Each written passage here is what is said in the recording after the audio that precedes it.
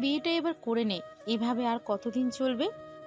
আফরোজা বেগমের কথায় কপাল কুঁচকালো তিথি। রোজ রোজ এক কথা শুনতে শুনতে অতিষ্ঠ সে। আচ্ছা, জীবনে বিয়ে করাটা কি এতটাই জরুরি? কই, তিথির তো সেটা মনে হয় না। এই তো তার মায়ের সাথে দিব্যি ভালো আছে, করলো না বিয়ে, তাতে কি সে অশুদ্ধ হয়ে যাবে নাকি? এই সাধারণ ব্যাপারটা বোঝাতে পারে না তার মাকে যে সে বিয়ে করবে না। চোখে মুখে বিরক্তি পুড়ে মায়ের দিকে তাকালো, তারপর বলল, উফ আম্মু, তুমি সকাল সকাল আবার শুরু করলে। এই নিয়ে বহুবার এক কথা বলেছো তুমি, আর প্রতিবারের মতো এবারও আমার উত্তরটা নাই হবে। আমি বিয়ে টিয়ে করছি না, কোনোদিন করবও না।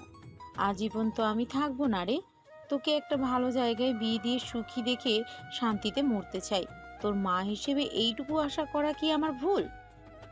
না আম্মু, এটা তোমার ভুল না। তুমি ভালো করেই জানো ঠিক কোন কারণে বিয়ে নামক ফালতু সম্পর্কে জড়াতে চাই না আমি। সবার ভাগ্য এক হয় না মা। একটা সুযোগ দে জীবনকে। জীবনে একটা নির্দিষ্ট সঙ্গীর প্রয়োজন। না একা একা সারাটা জীবন কাটে, আর না তা নিয়মে আছে। একা? কে বলেছে আমি একা? আমার সাথে তুমি আছো না, আমার জীবনের সাথী তুমি। যখন তুমি থাকবে না তখন আমার আল্লাহ আমার দেখবেন। ব্যাস, কাহিনী শেষ। তিতির কথায় আফরোজা বেগম অন্তরালে একটা দীর্ঘশ্বাস ফেললেন, খানিকটা নরম গলায় বললেন, তুই কবে যে বুঝবি রে? তোকে বোঝানো আমার সাধ্য না। তিথি মুচকি হাসলো, পেছন থেকে তার মাকে জড়িয়ে ধরে আহ্লাদি কণ্ঠে বলল, আমি সব বুঝি, আর বুঝি বলে আমি আজ জীবন তোমার কাছে থাকতে চাই। এখন আসি, দেরি হয়ে যাচ্ছে। আর হ্যাঁ, আমার ফিরতে একটু দেরি হবে আম্মু, টিউশনে করিয়ে ফিরবো, চিন্তা করো না। তিথি মায়ের গালে একটা চুমু দিয়ে বিদায় নিল সেখান থেকে। ভার্সিটিতে গিয়ে দেখা হলো রাদিয়ার সাথে, তিথির বেস্ট ফ্রেন্ড রাদিয়া। ছোটবেলায় তিথিরা যখন মিরপুর থেকে নারায়ণগঞ্জ চলে আসে তখনই তাদের পরিচয় হয়, আর সেই হাই স্কুল থেকে দুজন বেস্ট ফ্রেন্ড।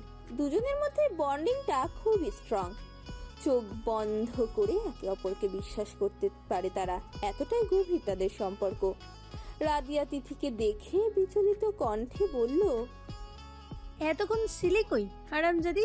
জানিস না আজকে ওই টাকলু আমাদের বায়োলজি এক্সাম নেবে? আমি নির্ঘাত টাপা মারবো বোন, কিছুই পারি না। তিথি এবার খেপে গেল, রাগমাখা কণ্ঠে তেজ দেখিয়ে বলল, I am extremely sorry, I can't help you.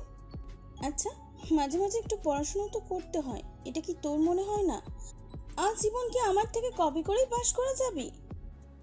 Radia মুখটা কালো করে ফেলল, ফর্সা গালে মন খারাপের ছাপটা ফুটে ওঠায় মুখটা কেমন হলদেটে রং ধারণ করেছে, ঠোঁটটাও স্বাভাবিকের তুলনায় ফোলানো। মন খারাপের ভঙ্গিমায় মেয়েটা বলে ওঠে, আহা দোষ, খেপিস না, তুই ছাড়া আমার আর কে আছে বল? বেশি না, মাত্র 3 মাস। আর 3 মাস আমার সহ্য কর, তারপর আর জ্বালাবো না। তাছাড়া পড়েই বা কি করব? বিয়ে তো করতেই হবে। বিয়ে? রাদিয়ার মুখে বিয়ে নামক শব্দটা শুনে মনের ভেতরের পোষা রাগটা ধপ করে জ্বলে উঠল, দাঁতে দাঁত চেপে চেঁচিয়ে উঠল তিথি। তোর লজ্জা করে না এই কথা বলতে? বিয়ে পাগল মেয়ে, এত শখ বিয়ে করার? তোকে না এই পৃথিবীতে থাকতে দেওয়াই মহাপাপ। মঙ্গল গ্রহে চলে যা। তুই যদি না যাস তাহলে তোকে ঘটা করে আমি পাঠাবো। দোস্ত, আমি জানি তোর এই কথায় অ্যালার্জি আছে, বাট আমি বা কি করতে পারি বল? আব্বু আমার জন্য অলরেডি পাত্র ঠিক করে রাখছে। ভার্সিটি পাস করতে টুস করে বিয়ে দিয়ে দিবে। আমরা হলাম নিরীহ কন্যা সন্তান, আর আমরা নিরীহ বলেই একটু বড় হতে না হতেই বাবা মায়েরা লাইফটার ব্যান্ড বাজায়। সবই কপাল রে, হাহুতাশ করা ছাড়া কিছুই করার নাই। মেয়েরা দুর্বল নাই, তোর মানসিকতা দুর্বল। প্রতিবাদ করতে শেখ। জীবনটা যদি #fullstop.com না বানাতে চাস তাহলে বিয়ে শাদীর চক্করে পড়িস না, লাইফটা হেল হয়ে যাবে। অনার্স শেষ হয়ে গেলে একটা ভালো জব করবি, বাবা মাকে নিয়ে সারাটা জীবন বিন্দাস কেটে যাবে, দেখিস। তিথি মৃদু হেসে বলল। রাদিয়া ভ্রু কুচকালো, মাথায় একটা কথাই বারবার ঘুরছে, তিথির কথা মাফিক চললে তার আর এই জীবনে বিয়ে করা হবে না। ইস, কত শখ ছিল তার। একটা রোমান্টিক জামাই হবে, সারা দিন আদরের ওপর রাখবে। আহ, কি সুখের জীবন। তিথির কথা রাদিয়া এক কানে শুনে আর এক কান দিয়ে বের করে দিল। মাঝখানে শুধু একবার মাথা নেড়ে সম্মতি জানিয়ে বলেছে, হ্যাঁ রে, আমি বিয়ে ফিয়ে করব না, তোর কথাই রাখবো।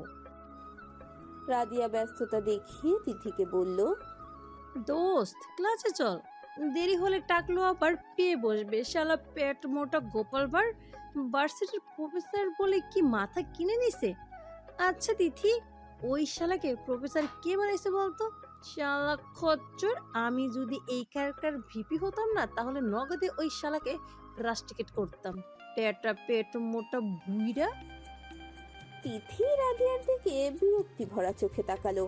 এরপর চওড়া গলায় বলল, রাদি, don't forget that he is our teacher. Give me respect and please don't use the offered words. Radia এবার চুপ হলো। তিথির ইংলিশে দেওয়া ধমকটা নিরস্তর ভাবে তাকে চুপ করিয়েই দিল শেষমেশ। ক্লাসরুমে গিয়ে দুজনে দেখলো তাদের biology professor Tapas sir already হাজির। তা দেখে রাদিয়া তিথির কানে ফিসফিসিয়ে বলল, দোস্ত বেটা লেকচার দিতে চলে আসছে, দেখ দেখিস কিভাবে আমাদের এখন অপমান করবে। 2 মিনিট এদিক ওদিক হতে দেয় না শালা। তিথি রাদিয়াকে ছোট্ট করে ধমক দিয়ে চুপ করালো। গলা ঝেড়ে তাপস স্যারকে উদ্দেশ্য করে নম্রতা সহিত বলল, আসতে পারি স্যার? আজ না তোমাদের ক্লাস টেস্ট। নিউ জেনারেশনের ছেলে মেয়ে হয়ে এতটা কেয়ারলেস কিভাবে তোমরা? পাংচুয়াল হতে শিখো, জীবনে কিছু করতে পারবে, নয়তো ঘোড়ার ঘাস কাটতে হবে। তখনই ক্লাসরুমে থাকা এক ছেলে চেঁচিয়ে উঠে বলল, স্যার, এখনকার দিনে ঘোড়াগুলো সব ময়রা বিলুপ্তির পথে চলে গেছে, ঘাস কাটমু কি তা কইরা। ব্যাস আর কি লাগে? রিফাতের এহেন হাস্যকর কথায় পুরো ক্লাসরুম যেন অট্টহাসিতে ঢলে পড়ল। আর তাপস স্যার রেগে ফুঁসে গেল। Silence and you both come inside. Tithi আর রাদিয়া ক্লাসরুমে প্রবেশ করলো। রিফাতের পেছনের বেঞ্চটায় বসে রাদিয়া উৎফুল্ল কণ্ঠে বলল, মামা ফাটিয়ে দিছস, শালাকে আরো কিছু বাস দেওয়া লাগতো। বেশি বাস মারতে গেলে আবার বাস খাওয়ান লাগবো। তুই চাপলস না, সালারে প্রতিদিন নতুন নতুন স্টাইলে বাস মারমু। রিফাতের কথায় ভ্রু কুচকালো তিথি। পেছন থেকে রিফাতের মাথায় কাটটা মারলো সে। চরম বিরক্তি হয়ে বলল, তোরা একটু চুপ কর তো, এক্সামে মনোযোগ দে। তাপস স্যার সবাইকে কোশ্চেন পেপার দিয়ে গার্ড দিচ্ছেন। ছাত্রছাত্রীরা মনোযোগ সহিত তার উত্তর লিখছে। রিফাত মাথা চুলকাচ্ছে আর রাদিয়া লেখা বাদ দিয়ে নখ খাচ্ছে। আর কি বা করবে বেচারি? পড়ালেখা নামক নেশা তার মাঝে ছিটে ফোটাও নেই।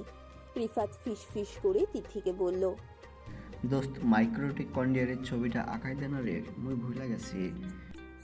তিথি তার নাকের ডগায় বিরক্তি নিয়ে ধীর গলায় বলল, ক্লাস 9-এর বাচ্চাকে বলিস এঁকে দিতে, দেখিস সুন্দর করে এঁকে দেবে। তোর মতন গর্ধবকে ভার্সিটিতে কে তুলেছে?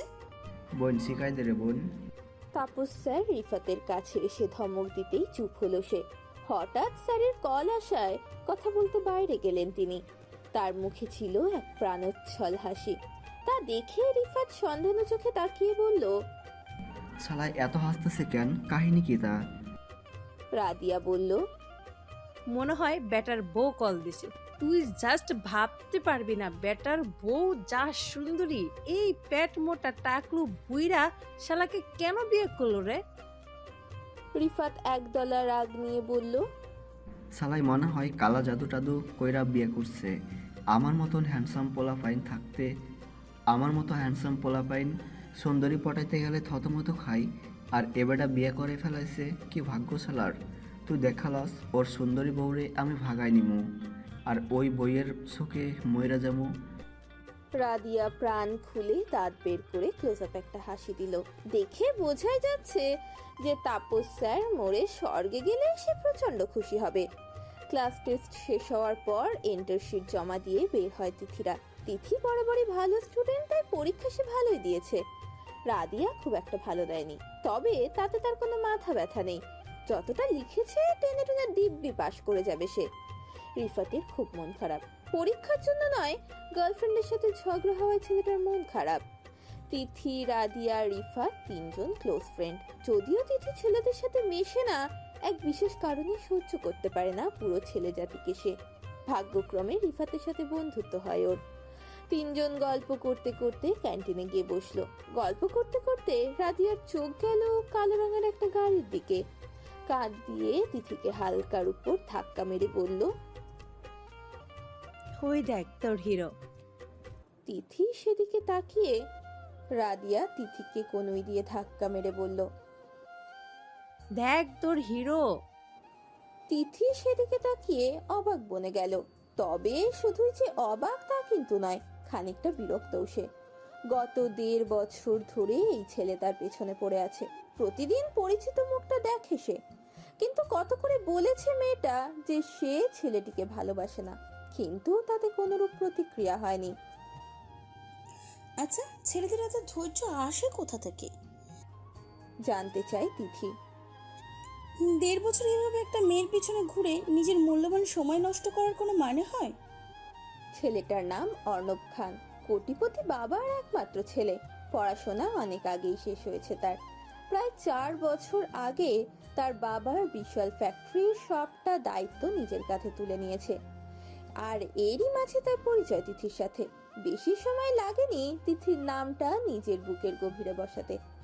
আজ এই গভীর ভালোবাসা এতটাই তীব্র রূপ নিয়েছে যে তিথি নামক মেয়েটার জন্য পাগল প্রায় সে। মিঠে পায়ে হেঁটে অর্ণব তিথির সামনে এসে দাঁড়ালো। পরনে তার ক্রিম কালারের শার্ট, যা কনুই পর্যন্ত গোটানো।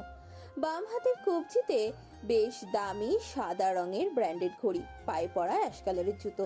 শ্যামবর্ণের ছেলেটিকে দেখতে অনেকটা বলিউডের হিরোদের মতো। অর্ণবকে দেখে তিথির ভার্সিটির 90% মেয়ে ক্রাশ খায়, অথচ তিথি, ও তো ঠিক করে তাকায় না পর্যন্ত। চেহারায় প্রাণোচ্ছল একটা হাসি ফুটিয়ে অর্ণব তিথিকে বলল, কেমন আছো? তিথির চেহারায় বিরক্তির আভা ফোটালো। বলল, রোজ রোজ এখানে কেন আসেন আপনি? কারণটা কি তোমার অজানা? দেখুন, আপনাকে অনেক আগেই পরিষ্কার করে বলেছি আমি আপনাকে পছন্দ করি না। তবু কেন নিজের সময় নষ্ট করছেন? আপনি যেটা চাইছেন আমার পক্ষে দেওয়া সম্ভব না। কেমন চেয়েছি আমি? তোমার মনের ছোট্ট একটা জায়গা থাকতে চেয়েছে। আমার যাওয়াটাই কি খুব অন্যায় তিথি? হ্যাঁ, অন্যায় করছেন। সবার থেকে সব কিছু আশা করতে নেই মিস্টার অর্ণব খান। তিথি ওখান থেকে চলে যেতে নিলেই হাত ধরে ফেলে অর্ণব। তোমায় খুব ভালোবাসি তিথি, বিয়ে করবে আমায়? তিথি এক ঝটকায় নিজের হাত ছাড়িয়ে নিল। আমি আপনাকে আগেও বলেছি আমি আপনাকে পছন্দ করি না। বিয়ে করা তো দূরে থাক, দিবা স্বপ্ন দেখা বন্ধ করুন। দয়া করে আমাকে আর বিরক্ত করবেন না। তিথি, একবার বোঝার চেষ্টা করো, আমি সত্যিই তোমাকে। মাঝপথে তিথি অর্ণবকে থামিয়ে দিল। আমি কিচ্ছু শুনতে চাই না। কথাটা শেষ করে চলে গেল তিথি। অর্ণব এখনো ঠায় দাঁড়িয়ে আছে সেখানে, কোথায় যেন কষ্ট হচ্ছে খুব। তিথির পেছন পেছন রাদিয়াও হাঁটছে, জোরে জোরে পা চালিয়ে হাঁটছে তিথি। রাদিয়া হালকা দৌড়ে ওর সাথ ধরলো। অর্ণব ভাইয়া সত্যি তোকে অনেক ভালোবাসে রে। এমন কেন করিস ভাইয়ার সাথে? রাদিয়া দীর্ঘশ্বাস ফেললো। তিথির জেদ সম্পর্কে জানে সে, নিজে যা ঠিক বোঝে তাই করে তিথি। এরকম একটা জেদি মেয়েকে প্রকৃত প্রেমিক চেনাতে গেলে আর প্রেমের সংজ্ঞা দিতে গেলে যে কড়া ঝাড়ি জুটবে নসিবে, তার আগে আর অজানা নয়। তাই সে আর কথা বাড়ালো না। অন্যদিকে অর্ণব ব্যালকনিতে দাঁড়িয়ে আছে, কফির মগ হাতে। কফির মগ থেকে আশেপাশে উড়ে যাচ্ছে সাদা ধোঁয়া। ঘোলাটে আকাশটার দিকে তাকিয়ে মেঘ দেখতে ব্যস্ত সে।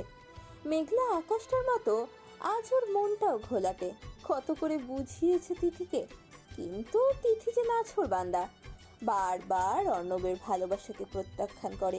কাউকে অসম্ভব ভালোবাসার পরও যখন সেই মানুষটি তার ভালোবাসা গ্রহণ করে না, বুঝতে চায় না, তখন ভেতরের চাপা কষ্টরা আর্তনাদ করে বলে, কেন এমন একজনকে ভালোবাসলি যে তোর মূল্যই দেয় না?